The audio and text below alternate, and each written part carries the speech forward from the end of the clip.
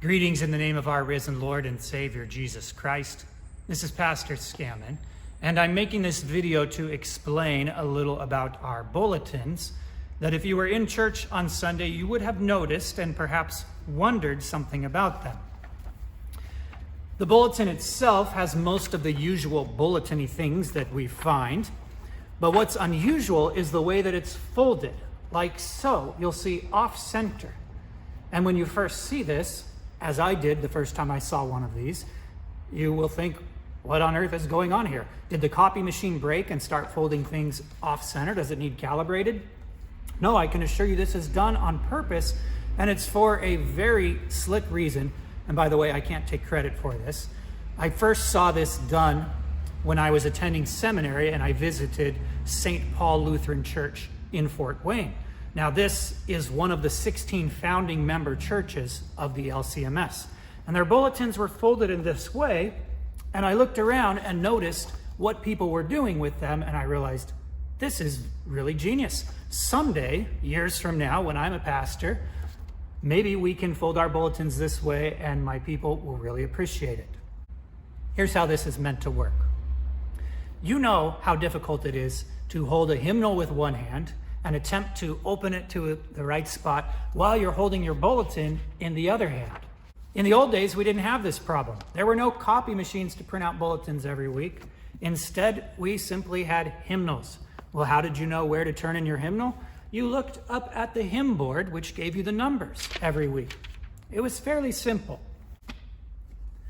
This bulletin is meant to do a similar thing. Rather than juggling both of these, instead, at the beginning of the service, open up your hymnal to the back page and insert the bulletin and close it. And then suddenly you'll see what the point of this layout is. The bulletin is meant to act as your own little personal hymn board, protruding from the edge of the hymnal and showing you the order of service. And so we can see here the service begins with silent prayer, then the ringing of the bells, the prelude, and then the first hymn, and it tells us the page number.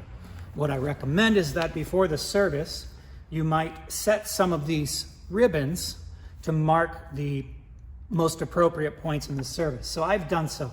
I set the yellow ribbon for the hymn of invocation, the opening hymn, 578, and I set the burgundy ribbon, because the color stands out the most, to the Order of Divine Service setting 3, which I'm going to use a lot.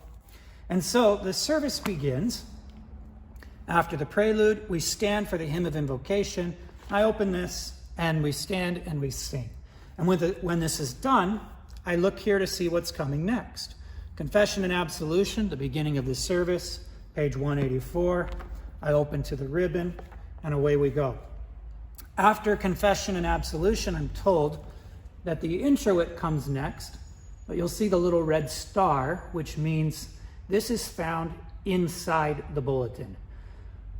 The things that change every week are not printed in the hymnal, rather they're printed in the bulletin. So to find the introit, I open the bulletin. Instead of taking it out, I just open it up as though it were the last page of the hymnal and follow along for the introit.